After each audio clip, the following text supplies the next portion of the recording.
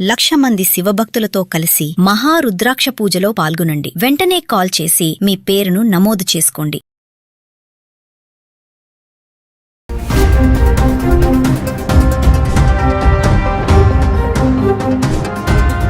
నమస్తే, welcome back to Suman TV. Present మనతో పాటు ఉన్నారు అసిస్టెంట్ ప్రొఫెసర్ అట్ విజేఐఎం రామకృష్ణ గారు. నమస్తే సార్. నమస్కారం అమ్మా. సార్, డొనాల్డ్ ట్రంప్ అమెరికా అధ్యక్షుడు, మరి చాలా వీడియోలో మాట్లాడుకున్నాం. తను తీసుకునే డెసిషన్స్ అన్ని కూడా క్విక్ డెసిషన్ అనమాట. తనకి ఏది తోచితే తీసేసుకుంటాడు అనేసి చాలా వీడియోలో మాట్లాడడం, చాలా మంది అనలిస్టులు కూడా చెప్తున్నారు ఈజ్ అ బిజినెస్ పర్సన్, ఎలాంటి డెసిషన్స్ తీసుకుంటాడో అవన్నీ తారుమారు అయిపోవాలి అనుకుంటాడని. ఇప్పుడు ఏంటంటే మన ఇండియన్ స్టూడెంట్స్ ని అమెరికాలో చదువుకోవడానికి నో ఎంట్రీ అని చెప్పేస్తున్నాడు. పెద్ద షాకే అనుకోవాలి ఇది. అంటే వీసా, F1 వీసా కానీ ఇవన్నీ కూడా సోషల్ మీడియాలో గనక అలర్ట్ గా ఉన్నా, దాన్ని ప్రైవేట్ చేసినా, స్ట్రాంగ్ ప్రొఫైల్ ఉన్నా కూడా వీసా రిజెక్ట్ చేసే ఛాన్సెస్ ఉన్నాయని చెప్పేసి న్యూస్ అయితే వస్తుంది. మరి ఒక్కసారి దాని గురించి మాట్లాడుకుందాం. ఇంతకుముందు మనం మాట్లాడుకున్నప్పుడు అంటే ట్రంప్ ప్రమాణ స్వీకారం చేయకముందు చాలా ఊహాగానాలు వచ్చాయి. అప్పట్లో అవి ఎన్ని నిజాలు అవుతాయి ఏమిటి అని మనం అప్పట్లో చాలా మాట్లాడుకున్నాం. ఆ మాట్లాడుకున్నప్పుడు నేను అన్నాను, ముందు రానియండి, వచ్చిన తర్వాత అప్పుడు ఒక్కొక్క అడుగుకి చూస్తాడు, ఆయన కూడా తెలుస్తుందని.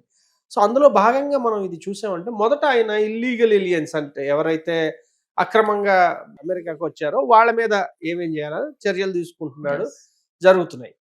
అయితే ఒకటి బాగా గుర్తుంచుకోండి, మనం ఎప్పుడు అనుకున్నదే, ఒకళ్ళ ఇంటికి మనం వెళ్ళాలి అంటే వాళ్ళ ఇన్విటేషన్ చాలా అవసరం.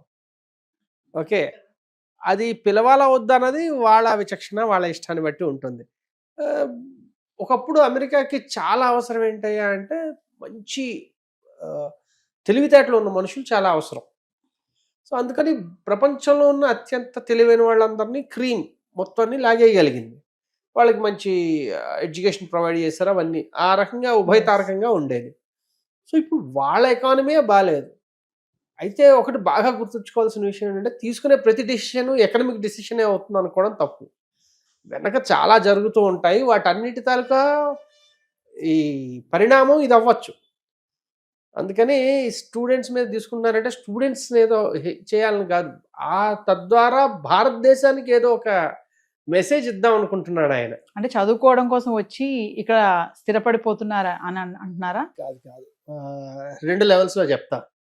మొదటి లెవెల్లో ఏంటంటే, దౌత్యపరంగా ఆయన ఒక మెసేజ్ ఇద్దాం అనుకుంటున్నారు. ఏంటంటే, మీరు ఎంతకాలం ఇది చాలా సేఫ్ అనుకున్నారు, అలా కాదు, నాకు నచ్చింది చేయకపోతే నేను మీకు నచ్చనిది చేస్తాను అనేది ఒక రకమైన పని. అందుకని చాలా పర్టికులర్గా ఓన్లీ ఇండియన్ స్టూడెంట్స్ మీద ఇది మేజర్ ఎఫెక్ట్ పడుతుందని ఆయనకు కూడా తెలుసు.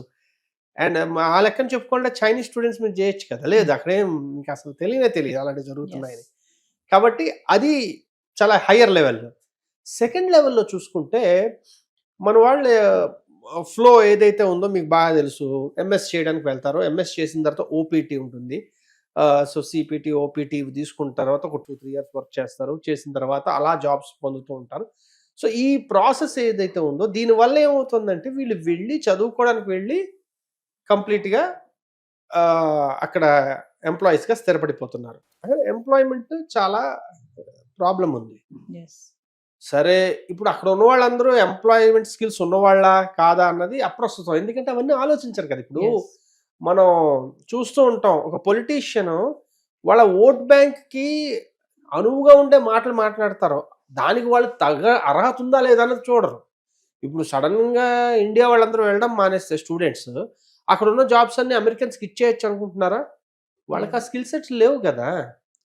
కానీ వాళ్ళకి వినడానికి ఏది సొంపుగా ఉంటుంది? ఏ సొంపుగా ఉంది? ఇదిగో నేను మీకు ఉద్యోగాలు ఇవ్వడం కోసం వాళ్ళని ఓపీటీ యాప్ ఇచ్చేస్తున్నాను. సో ఏంటి, ఒక లింక్ కట్ చేసేసారు వాళ్ళ ఎంప్లాయ్మెంట్ మార్కెట్కి. మన ఇండియన్ స్టూడెంట్స్ తాలూకా లింక్ కట్ చేశారు. అది ఒక లెవెల్. అయితే సెకండ్ లెవెల్ ఏంటంటే, వచ్చేటప్పుడే స్క్రీనింగ్ అయిపోతున్నారు. ఇప్పుడు మనం మాట్లాడతాం ఫ్రీడమ్ ఆఫ్ స్పీచ్, యుఎస్లో ఫ్రీడమ్ ఆఫ్ స్పీచ్ ఉంది, ఇంకా ఏదైనా ఓకే, కానీ ఇది ఫ్రీడమ్ ఆఫ్ స్పీచే కదా. వీళ్ళేమి సెడిషియస్గా అంటే దేశ వ్యతిరేకంగా ఏమైనా మాట్లాడినవి, లేదా దేశానికి హాని కలిగించేటట్టుగా మాట్లాడిన పిల్లలు కాదు కదా. వీళ్ళంతా జస్ట్ స్టూడెంట్స్. వీళ్ళందరూ ఏదో ఒక దాని ఏమంటారు తెలియకపోవడం వల్ల, లేకపోతే ఏదో ఒకటి ఒక చిన్న సర్కాజమో ఏదో ఒక రకంగా మాట్లాడి ఉండొచ్చు. అంత మాత్రానికి ఇవ్వకుండా ఉండాలా అంటే, నా ఇష్టం, నేను తలుచుకుంటే నేను ఏదైనా చేయగలను. కాబట్టి నా టర్మ్స్ అండ్ కండిషన్స్ ప్రకారం మీరు రావాలి, అయిపోయిన తర్వాత వెళ్ళిపోవాలి. వెళ్ళిపోవాలి. ఎందుకు వచ్చారు ఆ పని అయిపోయాక వెళ్ళిపోవాలి, ఇక్కడ అది. ఉండడానికి లేదు. లేదు, అండ్ వచ్చిన పని మాత్రమే చూసుకోండి, మిగిలిన ఏ విషయం మాట్లాడినా మిమ్మల్ని పంపించేస్తాను.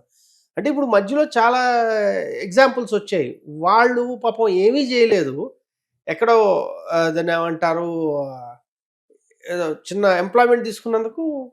అంటే ఇంతకు ముందు అవన్నీ లేవా అంటే, లేవు. ఒకటి గుర్తుంచుకోండి, రాజు తలుచుకుంటే దెబ్బలు కొదువు ఉండదు.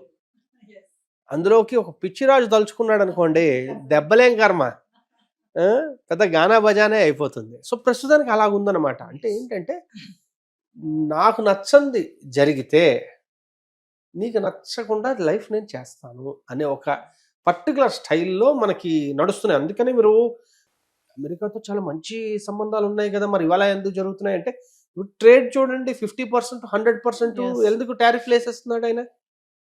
మన మిత్రదేశం అయితే వేయకూడదు కదా. మిత్రదేశం అయితే నిన్నగాక మొన్న ఈ మధ్య పాకిస్తాన్తో యుద్ధం అయినప్పుడు పాకిస్తాన్తో చాలా వాణిజ్యపరమైన సంబంధాలు కొనసాగుతున్నాయి, Yes. కొత్త కొత్త ఇన్వెస్ట్మెంట్లు ప్లాన్ చేస్తున్నాడు. ఎందుకు జరుగుతుంది అంటే, ఇవన్నీ డిఫరెంట్ మెసేజెస్.